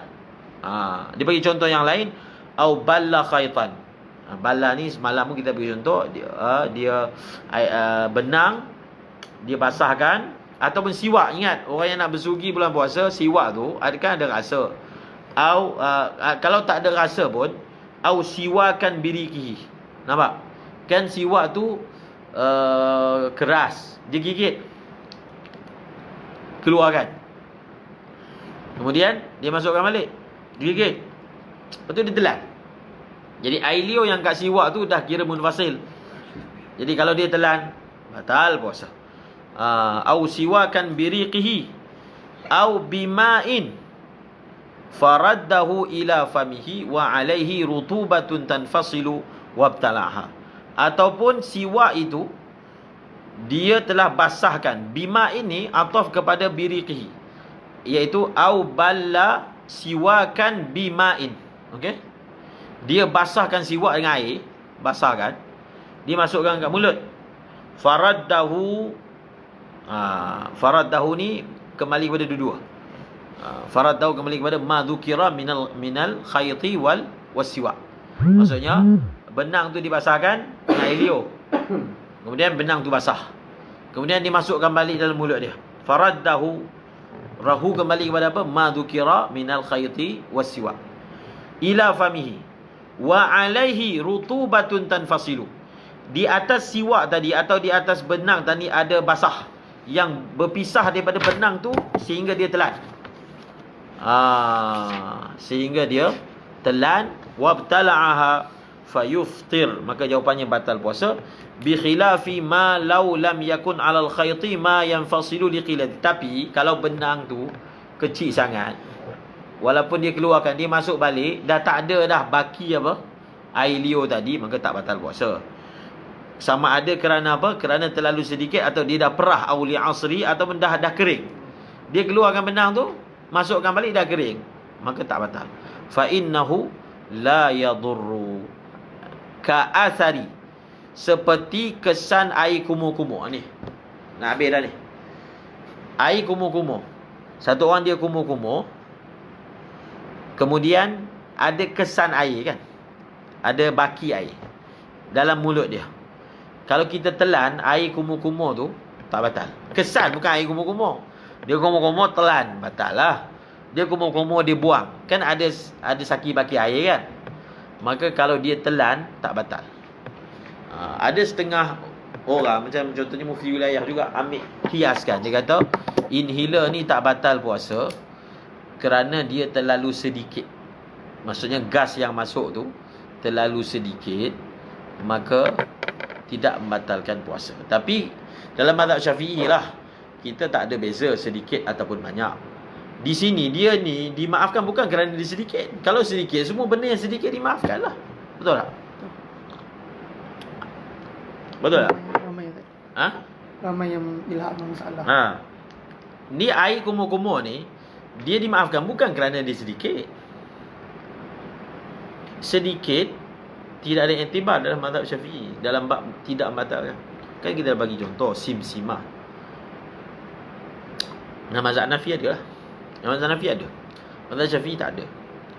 Dia ada special case untuk masalah air kumur-kumur ni.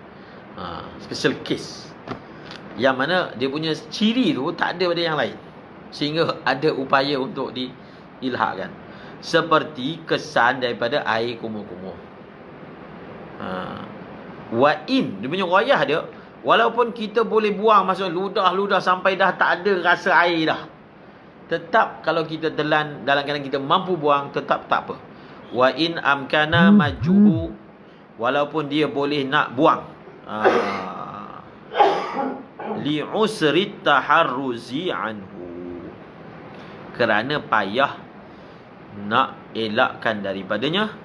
Fala yukallafu, maka tidak ditaklifkan tanshifal fam anhu. Dia nak kena, maksudnya lepas dia kumur-kumur, dia ambil kain, dia apa? Dia tanshif, dia lap. Ambil kain, lap, masukkan dalam mulut, nak buang tu. Tak perlu. Dia tidak ditaklifkan setara itu. Kalau kita kata li usri taharruzi anhu, kan? Kalau kita ambil begitu, adakah itu elak dia? Tu kena check betul-betul tu. Dia punya sebab dia. Sebab kumur-kumur ni benda yang ibadat, benda yang memang kena buat sepanjang hari, kan? Kumur-kumur, bila nak wuduk kena kumur-kumur. Dalil menelan baki air kumur-kumur tu memang hanya semata-mata macam tadilah, hanya menggunakan kaedah li'usri taharruzi. Sebab kalau itu dijadikan kaedah, dia akan jadi apa sahaja benda yang payah nak elak, kan?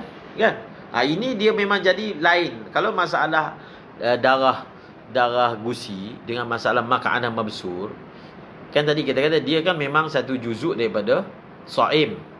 Tapi yang ni memang benda asing. Air Dia masukkan, kemudian ada baki. Cuma zahirnya dia punya perbezaannya, iaitu dia adalah athar madmadah, yang mana madmadah ini adalah benda yang dituntut dalam ibadat. Jadi kat situ dia punya wajah yang membezakan daripada benda-benda yang lain zahirnya. Jadi so kita kena cari lagi apakah ni. Sebab masa saya mengajar di Sarawak tu, dia ada elan. Sebab dia kata sembahyang tarawih kan. Kalau sembahyang tarawih, satu orang dia kata dalam masjid ni hanya boleh minum air kosong, tak boleh minum air warna. Sebab kalau kita sembahyang tarawih kan ada air kat depan. Jadi kalau kita minum, kan ada bekas-bekas air tu, kita takbir. Air tu boleh tak kita telan? Bekas daripada air minum. Dia kata tak apa. Kalau air kosong tak apa. Kalau air 100 plus ke tak boleh. Jadi saya cakap, saya tak pernah dengar lah tafriq macam tu, kan? Dia masalah asarul madmadah ni, kita juga boleh ambil untuk masalah semayang. Kita ambil wudu, ke mulut kita ni ada kesan air kumur-kumur. Kalau tengah semayang tu kita telan, tak batal semayang. Ingat tak kaedah? Perkara yang membatalkan puasa, batalkan semayang. Ke dalam surah ni puasa tak batal kan? Maka dia telan atharu ma'il madmadah ketika solat pun tidak. Tapi tak boleh lah. Jadi ada orang faham, dia kata sebab apa asal madmadah tu dimaafkan? Sebab dia air kosong. Jadi dia ambil umum. Kalau dia minum air kosong, ada baki-baki air kosong tu, kalau dia telan, tak batal. Tak boleh. Kalau boleh, dia akan jadi macam ni. Sebelum subuh, dia sempat minum air kosong. Lepas tu azan. Jadi adalah atas lidah dia tu saki baki air minum. Maka adakah dimaafkan? Zahirnya tak, kan? Sebab masalah ni atharu ma'il madmadah khas. Masalah apa? Atharu ma'il madmadah. Begitu zahir setakat ni lah. Tapi perlu dilihat lagi. Ada tak kitab lain yang meletakkan elat lain selain daripada di usri at-taharruzi anhu. Wallahu a'lam bissawab. Wah, ini kita habis pukul 11. Jangan risau, PKP dilanjutkan sehingga 14 April. 14 April. Betapalah rumah.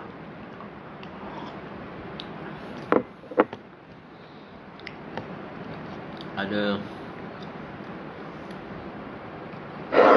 surat mana tadi ni? Tanda ni.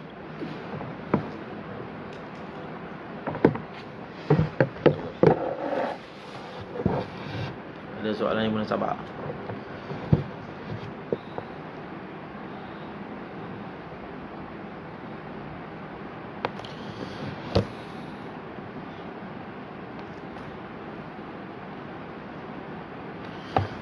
Kita tak belum sempat lagi. Saya nak baca daripada kitab ni. Ni. Tengok ni. Apa nama kitab tu? Kitab karangan Allamah Said Ahmad Beg Al-Hasani. Beliau ada bahaskan satu ibarat berkaitan dengan ni. Berkaitan dengan ibarat muhasyi, berkaitan dengan batin udhun, tapi tak sempat lah. Maksudnya ada kesalahfahaman tentang masalah ibarat tu, batin uzun. Dia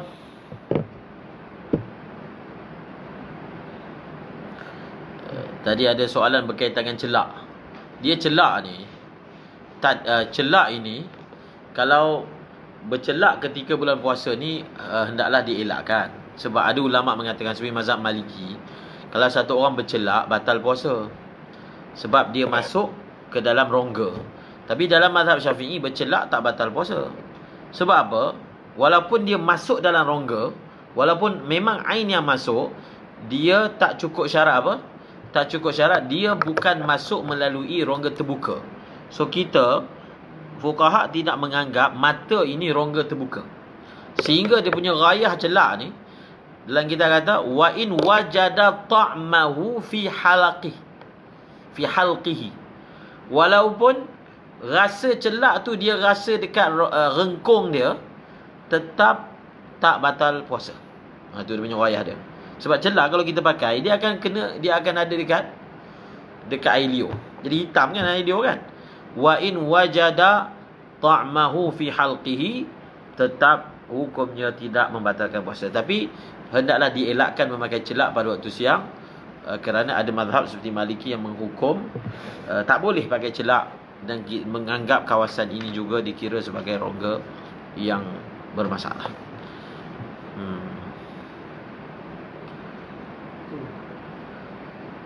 Apa dia? Kalau seorang itu membuat perkara yang membatalkan satu ibadah atas kaul muktamad, kemudian dia baru tahu ada kaul lain lagi baik, ibadah itu tak batal, maka dia wajib berqada atau tak? Apa? Lepas tu ada boleh dia teruskan dia tidak konflik. Ni kitab yang saya tunjuk ni Rasail Majmu' fihi muallafat Al-Allamah Sayyid Ahmad Bik Al-Husaini. Beliau ni muhakkik kepada, dipanggil muhakkik yang mutaakhirin,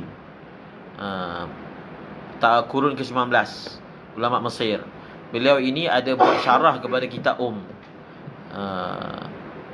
Mursyidul Anam, kan, syarah kepada Ummil Imam. Jadi beliau ini muhakkik generasi mutaakhirin, yang terakhir lah muhakkik beliau ni, di samping Muhammad bin Sulaiman Al-Kurdi. Jadi Ahmad bin Al-Husaini dalam Rasail ini ada banyak perbahasan. Dia ada satu bahaskan tentang masalah, dia buat kajian tentang ibarat-ibarat yang berlaku salah faham. Jadi sehingga dalam Hawashi membawa kesalahfahaman ibarat tersebut. Jadi antaranya masalah batin udhun dalam bab puasa. So kita tak sempat nak baca malam ni. InsyaAllah kita akan baca kelak. So, masa yang diizinkan oleh Allah Ta'ala. Kelak lah. Kelak tu bila yang diizinkan. Bukan malam ni lah. Okey. Panjang surat dia. Surat dia satu je, dua, tapi benda tu jadi panjang. Soalannya, bolehkah seseorang itu dia taklid ba'dal amal?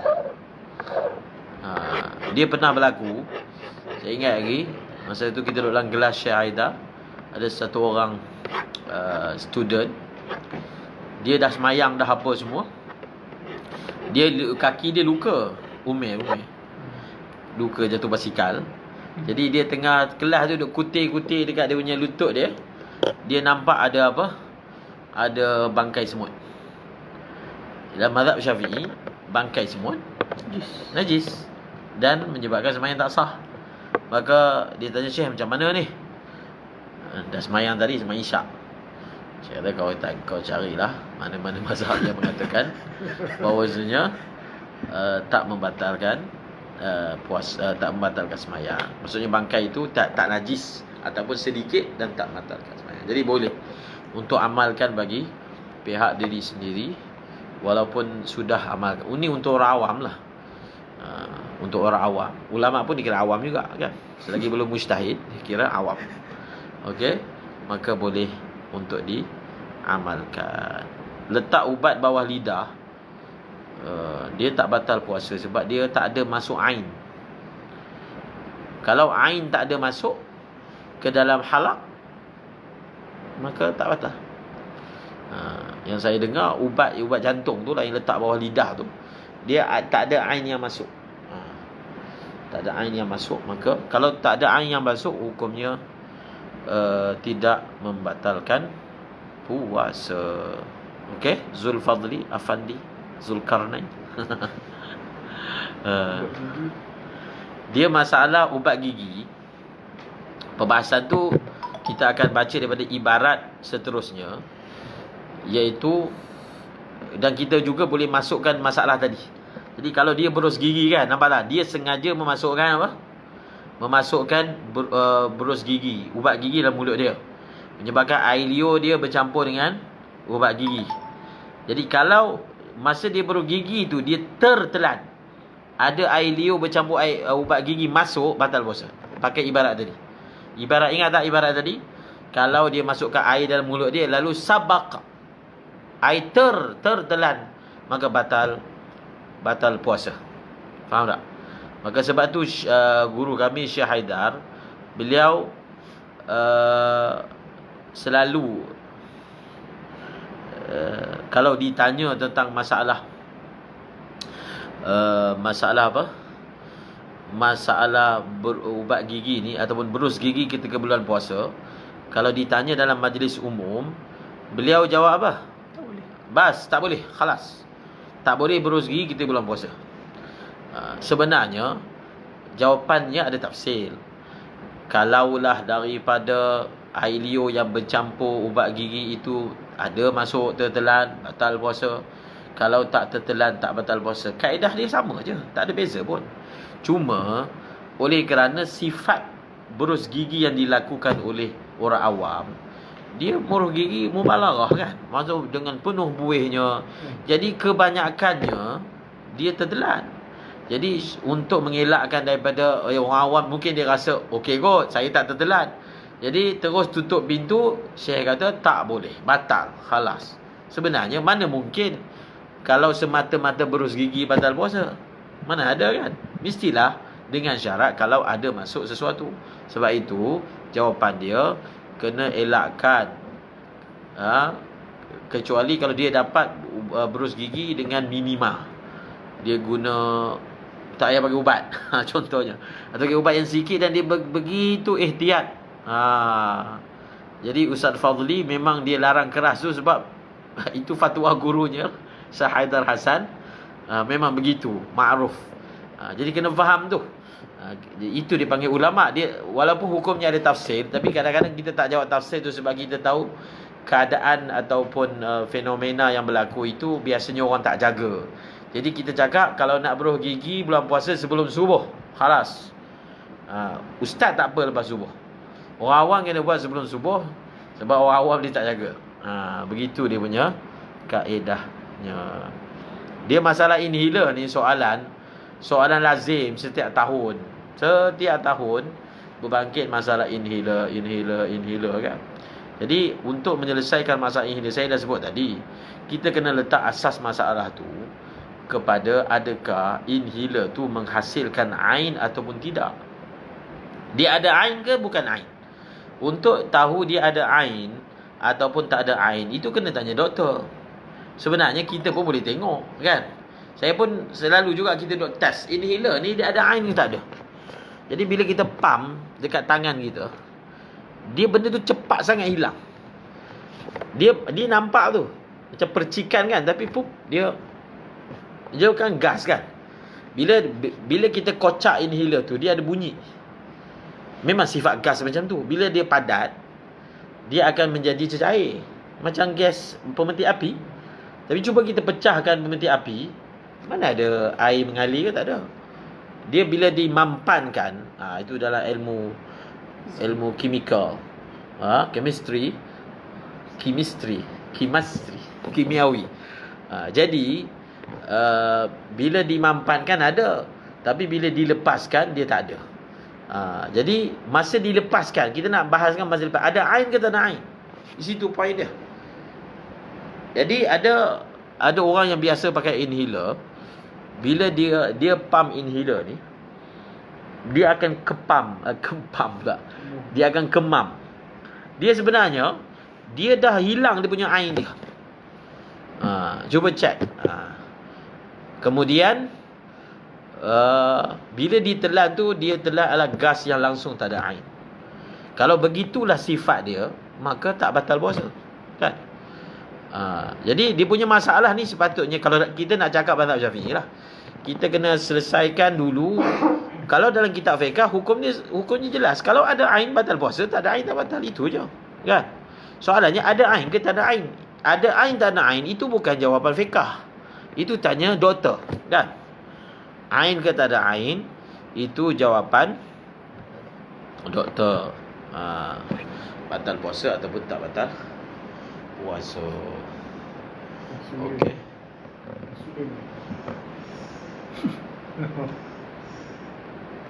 Kan kita dah sebut kan, kalau sebarang injection yang masuk melalui otot ataupun injection yang masuk melalui urat tidak membatalkan puasa. Okey. InsyaAllah bersama dengan tu kita akan baca daripada fatwa lain lah, macam fiqh Islami. Sekarang ni kita tengah belajar mazhab Imam Syafi'i, tapi memang bagus kita tahu juga fatwa-fatwa yang lain yang boleh diamalkan pada keadaan-keadaan yang tertentu. Kalau ditanya atas mazhab Syafi'i, jawapannya macam saya sebutlah. Yang batal lah, yang tak batal tak batal. Jadi, kalau seorang itu ingin mengambil rukhsah tertentu, maka ada. Selagi mana dia dalam mazhab yang muktabar, maka dia boleh amalkan untuk dirinya sendiri. Okay, last.